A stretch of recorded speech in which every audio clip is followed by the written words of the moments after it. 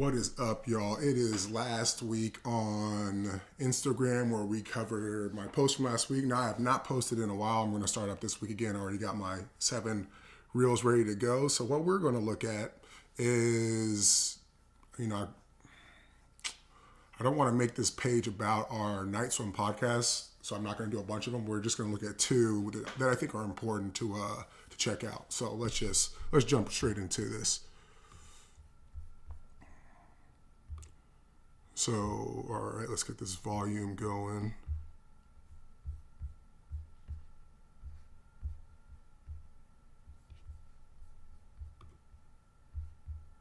And not just any special guest. It's going to be not 1, not 2, but 3 ninjas on this podcast tonight. This is probably the first time you've seen 3 black people on a swimming podcast. Some might say it's a world record. We're going to go ahead and bring up Mr. Josh Liendo straight out of Florida. How you doing, Josh? Good. How you guys doing? Hopefully we continue the dominance of black entertainment tonight with what we're going to talk about. Obviously, Mr. Liendo, butterfly extraordinaire, sprint freestyle extraordinaire, sprint 50 fly extraordinaire. We got some non-boring, typical swim questions. If there's something that's out of bounds, say like Oklahoma, that'll be our safe word for tonight. The lifeguards are gone. It's time to jump into some real swimming talk. All right, so for those of you who don't know, we do have a podcast. We do extremely well. We have pretty much, you have your Instagram stories. We got a lot of famous swim creepers up in there, or people creeping in our the thing, even though we don't have quite the following that would say that we're like, out there or anything. But yeah, we get DMs from like all the fast swimmers, like Olympic gold medalists, past Olympic gold medalists, recent Olympic gold medalists, rising stars in the sport. It's pretty cool. And like you see, our first interview is Josh. Usually we'll do kind of like if you ever remember Pardon the Interruption on ESPN, kind of like that. And we give kind of our hot takes on swimming. If you follow me on Instagram, you know that I say often that black adjacent or black entertainment, American black entertainment is the number 1 export in the world. Basketball, football, music, clothing styles. There's one I just thought of that is dance, right? Breakdancing, K-pop. So we're outside, and I've often said that if swimming wants to take it to the next level, they've got to figure that out. I'm going to say it like this. They got to figure out how to exploit black people for their benefit to get swimming to the next level. Now, it sounds terrible, but, in the past, back when, there was a lot more racial tension in the country, 60s, 50s, 40s, that's how it went to the next level. So, obviously, you can't do it like that with Jim Crow laws and stuff, but they got to figure it out. So, yeah, we were happy to have Josh on. We had, a lot of questions beyond just like actually swimming. I don't even think we maybe had like 3 real swimming questions. But the rest of it was like how he sees himself like as a black athlete, who influenced him. We found out that he pretty much didn't watch swimming at all until he was like 18 years old. Same for me. I said it before, I grew up as a hooper. So yeah, it was very cool interviewing him. Very cool. Great guy. Let's move on to the next one. This will be our last one. It's going to be short. Like I said, I don't want to make this about this Tuesday post about this podcast, so we're just keeping it brief. These are the only videos I have.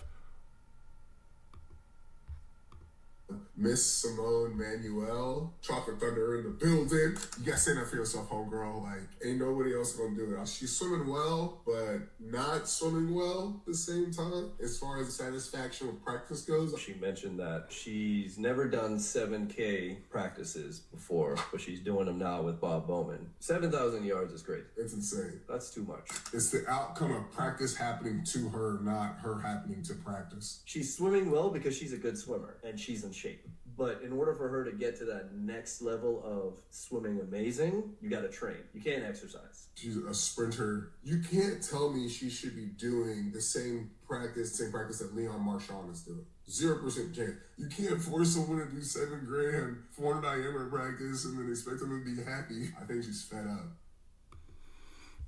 So, how am I right about everything all the time?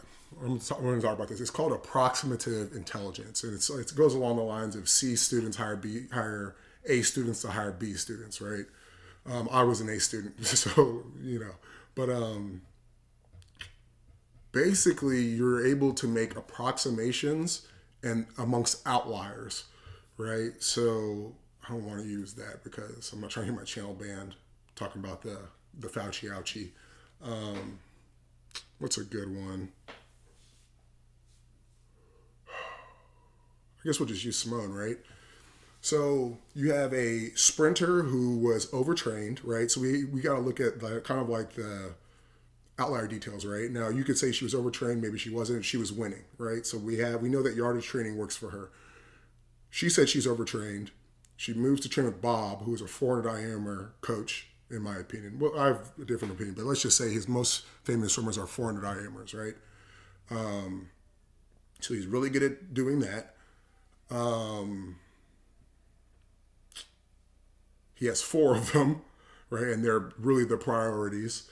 And then Simone's there, and she's a 100 freestyler. She can come down to the 50 and go up to the 200, but she's a 100 freestyler. Definitely not a 200 freestyler, contrary to popular belief. She has great speed control, which maybe is. I mean, I've never talked to anybody else about their 2 frees, but I know I'm a really good speed control 200 freestyler. I'm not a 200 freestyler though, 100 freestyler.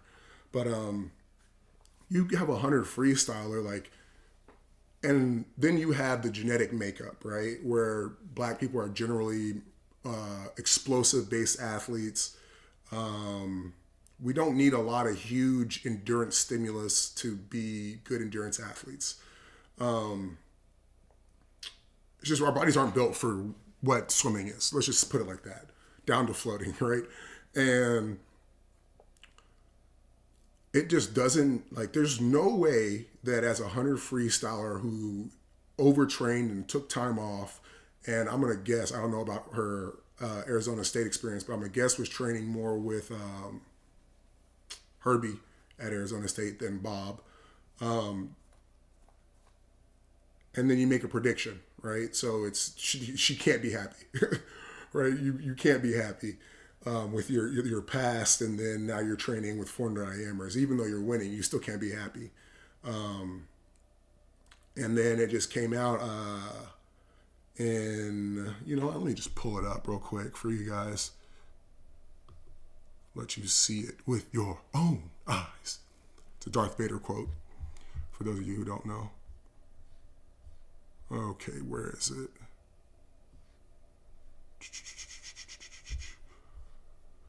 Excuse me.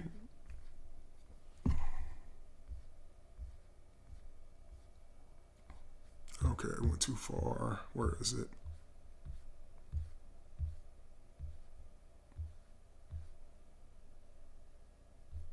Okay, let's see. Here we go.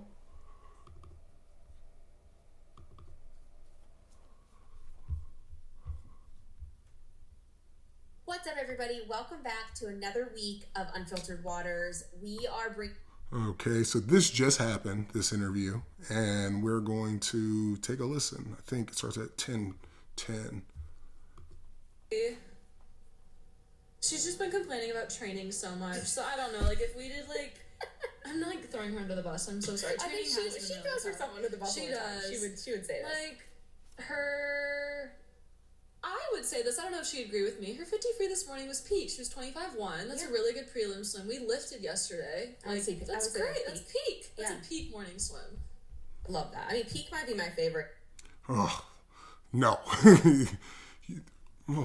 Peak, it's just, that's one, it's bad grammar. And two, there's so much cooler word choices than she has a peak swim. Because once you get to the peak, you can't go over that. So you're saying that that's the best she could do. So you can say that's a fly. She had a fly swim this morning. She had a ballerific swim. She had a super player swim. Like, those are all way better. Super player is way better. Peak, ugh. Of all of them so far. Yeah. Okay, last one of like... All right. So, but anyway, so turns out that it's actually true. And I want to say that maybe I'm stealing some credit. I want to say maybe I read it somewhere that she wasn't happy about it, but it's just if you're 100 freestyle doing $7,000 and you're training with 400 IMers and they're the priority, you're not going to be happy. You're not going to be happy. She should be focused on, and this is just me and my opinion on being around sprinters and being a 100 freestyler and knowing what I don't like, and being around David and observing Auburn and studying Auburn. If you're a 100 freestyler, you don't need, I'm not saying it doesn't work because clearly it works, but there's a more optimal way to train than doing $7,000. For sure, 1,000%. There is a more optimal way to train than doing $7,000 where she would get a lot more out of it. So, and like I said, black athlete, like I know how my muscles work, and as a black athlete, I'm sure hers are very similar. She's dying in practice. I'm telling you, dude, I know it. And once again, Dax Hill's right. Always right, guys. If I say something, it's funny. My mom she'll say stuff like, "You don't talk to your friends like that." 'Cause I'm very sure when I talk, and it's like my friends no, like if I'm saying something that I've put a lot of thought into it, I don't just haphazardly say things. And I hate being wrong, so I'm going to make sure I do my due diligence and lose along the way to make sure I have the right answer when I speak. So yeah. Like I said, shout out to Simone Manuel. I guess she's mad at me or whatever. I have no beef with her other than, it's not even a beef. It's just where you Stanford stuff. That's all I'm saying. I need to reach out to her. I know I can help her with her technique stuff. Like if you're in the Technique Solutions Library, we just did a analysis of her sprint free. Yeah, can be so much faster. But anyway, and then you add the training to it too, way faster. But thanks for hanging out, guys. Make sure you hit that noti bell so you're notified whenever I upload a video. I do 3 times a week, Tuesday, Wednesday, and Friday, all at 10:30 a.m. Central Time. Hit the like button, hit the subscribe, so that way we can get pushed in that algorithm and get this good information out to people who need it. We're trying to take over the swim game, and just that like, a comment, a subscribe, it costs you nothing, and it means everything to my vision, my goal for Rakeley. So I appreciate you guys. Thank you for hanging out, and I'll catch y'all later. Peace.